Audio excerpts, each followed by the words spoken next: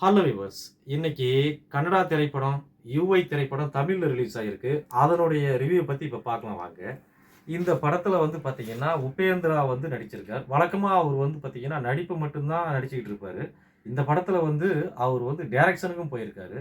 அவர் வந்து இஸ், ஓம், ஏ இது போன்ற படங்கள வந்து டைரக்ஷன் பண்ணியிருக்காப்ல. கடைசியா 9 வருஷத்துக்கு முன்னாடி உப்பி 2 அப்படிங்கிற படத்துக்கு டைரக்ஷன் பண்ணியிருக்காப்ல.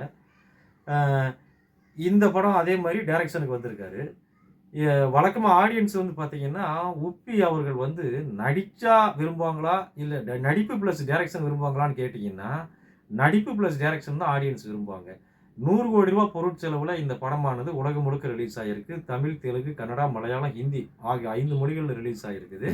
இந்த படத்துக்கு வந்து உப்பியோடைய சேலரி வந்து 10,00,00,000. உப்பி வந்து கன்னடா ஃபிலிம் இண்டஸ்ட்ரியில டாப் பெய்ட் ஆக்டர்ஸ்ல இருக்காரு. இந்த படம் பார்த்தீங்கன்னா, சயன்ஸ் ஃபிக்ஷன் படமா இன்னைக்கு உலகம் முழுக்க ரிலீஸ் ஆயிருக்குது.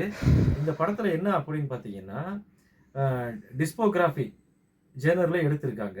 அப்புட்ன்னா என்ன அப்புட்ன்னா, டிஸ்பியன் ஜேர்னர் அப்புட்ன்னா என்ன பார்த்தீங்கன்னா, அ கல்கி வந்து வந்து இப்ப அவதாரம் எடுத்தா என்ன ஆகும் உலகத்துல? அப்படிங்கிறது வந்து மெயினா காட்டப்பட்டிருக்குது, கற்பனைக்கு. அதே மாரி ஆதாம் வந்து ஆப்பிள வந்து சாப்பிட்டா என்ன ஆகும்? அப்படிங்கிறது காட்டப்பட்டிருக்குது.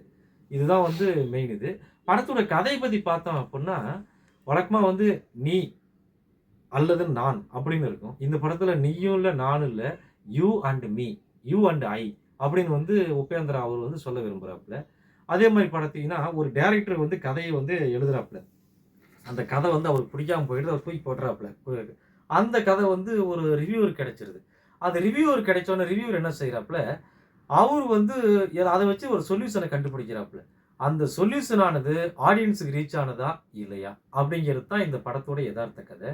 அதே மாரி இந்த எதார்த்தமான அரசியலையும், எதார்த்தமான வாழ்க்கையும் இந்த படம் வந்து நக்கல் நையாண்டி பண்ணி அருமையா பண்ணியிருக்குது. சூப்பரா பண்ணியிருக்குது. அதே மாரி காட் அப்படிங்கிறது வந்து எப்படி ஜாதி, மத நம்பிக்கையினால பாதிக்கப்பட்டிருக்கு, பிளவுபட்டிருக்கு அப்படிங்கிறது இந்த படம் காட்டியிருக்கு. அதையும் எப்படி வந்து தியேட்டர்ல வந்து காட்டுறாங்க, பிளவுபட்டிருக்கிறத அப்படிங்கிறது இந்த படம் வந்து வெட்ட வெளிச்சமா காட்டியிருக்குது.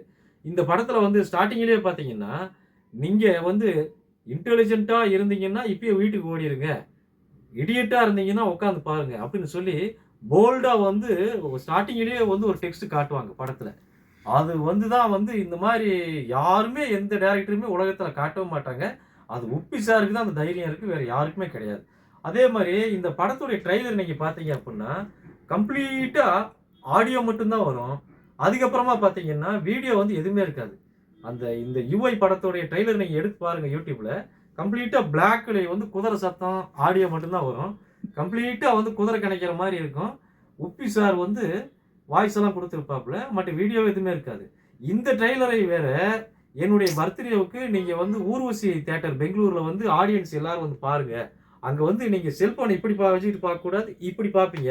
அப்படின்னு சொல்லி உப்பி அவரு சேலஞ்ச் பண்ணாரு. ரசிகர்களும் வந்து பார்த்து, ஐயோ! நம்ம தலைவர் வந்து இப்படி நம்மள வந்து க கொ கொ தவிக்க விட்டாரே அப்படின்னு சொல்லி, சில பேர் வந்து உப்பி வைக்கிற பஞ்ச் வந்து நெறைய பேத்துக்கு தெரியும்.